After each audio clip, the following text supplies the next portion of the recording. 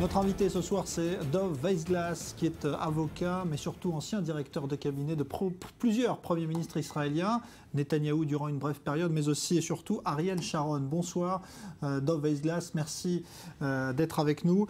Je disais que vous avez donc conseillé des premiers ministres, notamment sur le dossier palestinien, où vous avez été très souvent en contact avec l'administration américaine. Aujourd'hui, on voit qu'il y a un grand fossé qui existe entre Washington et Jérusalem. Est-ce que, à votre avis, les pressions qu'exerce la Maison-Blanche sur Israël, sur le dossier palestinien, vont porter leurs fruits? Est-ce qu'on peut y résister ou pas quand on est Premier ministre? Bien sûr qu'on ne peut pas savoir en fait, mais il est clair que l'administration américaine montre des signes de désaccord et même de colère, je dirais, face au fait que face à la possibilité qu'Israël revienne sur abandonne la solution des deux États. Le programme des deux États n'est pas une question liée à l'administration actuelle. Même le président Bush, en juillet 2002, suite aux propos concernant les deux États, la feuille de route avait été élaborée, c'est-à-dire le programme diplomatique qui doit mener vers les deux États. La feuille de route avait été approuvée en mai 2003 par le gouvernement israélien et elle avait été approuvée également par le Conseil de sécurité et c'est le programme diplomatique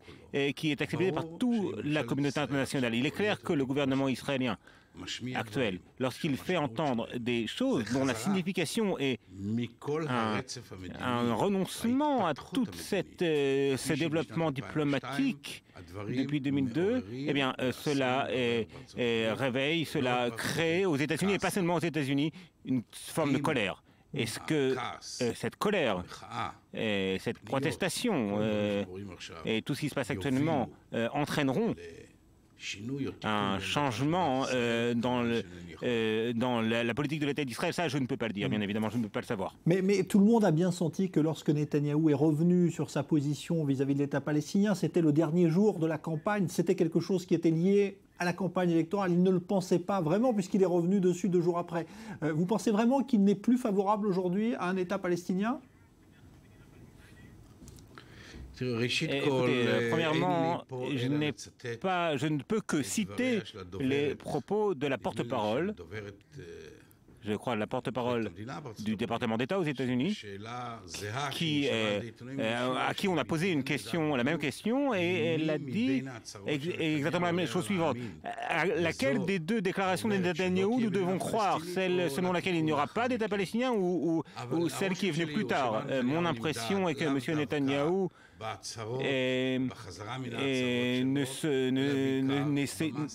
Netanyahou est examiné et Netanyahou est évalué avec ses actes, et non pas à ses paroles. Et au cours de ces 6 dernières années, lorsqu'il était au pouvoir, les négociations de paix, le processus de paix avec les Palestiniens ont été bloqués complètement. Et au cours de ces dernières années, ils ont cessé d'exister. Les partis de la coalition et les partis envisagés pour la coalition, pour le nouveau gouvernement, exigent en tant que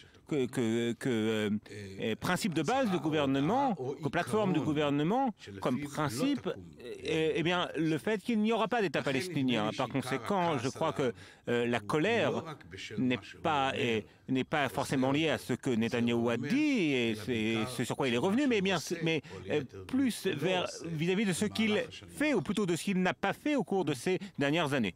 Alors justement, là-dessus, est-ce que vous ne pensez pas quand même que les Palestiniens ont aussi une grande part de responsabilité? Parce que ce n'est pas que Netanyahou, peut-être, qui n'avance pas, ce sont aussi peut-être les Palestiniens, vous qui les connaissez bien.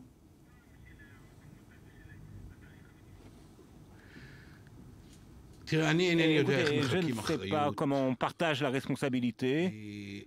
Peut-être que sur cette question, je ne suis pas complètement objectif. Mais j'ai servi dans le gouvernement sous Ariel Sharon entre 2001 et 2005 et au début de 2006 aussi. Et c'était les pires années que nous avions connues depuis l'existence de l'État d'Israël, c'était la seconde intifada, et je me souviens de la catastrophe des victimes, des autobus qui explosent, de la frustration énorme, du manque de capacité face, de l'impuissance face à ce phénomène. Et nous nous souvenons, dans la feuille de route, eh bien, l'autorité palestinienne s'est engagée comme condition première de mettre un terme au terrorisme, de lutter contre les organisations terroristes et de commencer à établir dans ces territoires une autorité, un régime qui plus ou moins pourront leur permettre d'être admis dans la famille des peuples civilisés. Et l'autorité palestinienne, d'une grande manière, eh bien, a tenu ses promesses. Les promesses et les engagements de la feuille de route. On ne peut que comparer, par exemple, le nombre d'attentats terroristes de 2000 à 2006 et de 2006 jusqu'à maintenant pour comprendre l'énorme changement dans ce domaine qui, de notre point de vue, du point de vue du gouvernement Sharon, était le principal domaine sur lequel l'autorité palestinienne allait être évaluée. Et le terrorisme organisé, le terrorisme qui avait été en grande partie initié par l'autorité palestinienne, financé par l'autorité palestinienne, a complètement cessé d'être. Les forces de sécurité de l'autorité palestinienne agissent d'une manière tout à fait effective, tout à fait efficace, avec une coopération tout à fait satisfaisante avec les forces de sécurité israéliennes. Et par conséquent, à mon avis, les Palestiniens ont tenu, et vraiment d'une manière même étonnante, leurs engagements, leur principal engagement, tout le reste. Ce sont des choses importantes, mais tout à fait moins importantes que des questions de vie ou de mort. Oui, l'éducation à la paix, l'incitation à la violence, ce sont des choses qui devront être débattues plus tard. Je crains que la raison pour laquelle les négociations ont été bloquées est liée principalement à Israël et au changement de majorité en Israël. L'arrivée de la droite en Israël, l'influence des habitants des implantations de Judée-Samarie, et tout le monde le comprend, un accord de paix avec les Palestiniens signifiera renoncer à des parties de la Judée-Samarie, et bien évidemment le public des habitants des implantations n'est pas prêt de l'accepter. Il nous reste très peu de temps, mais juste un mot. Est-ce que vous jugez aujourd'hui, avec le recul et tout ce qui se passe depuis à Gaza, que la décision de se retirer du Gush Katif, prise par Sharon, donc, a été la bonne décision? Et cette décision était juste ou injuste, elle doit être liée au contexte de ce qui devait se passer par la suite. Quel était le contexte général? Et Sharon a décidé de quitter la bande de Gaza parce qu'il était parvenu à la conclusion que la poursuite de l'occupation israélienne en Gaza et en Judée-Samarie ne peut pas se poursuivre. Et Sharon a compris qu'Israël ne pourra pas diriger pour l'éternité 3 millions de Palestiniens et qu'en fin de compte, Israël devra revenir plus ou moins aux frontières de 67 avec des arrangements, des frontières qui prendront en considération les implantations, les blocs d'implantation.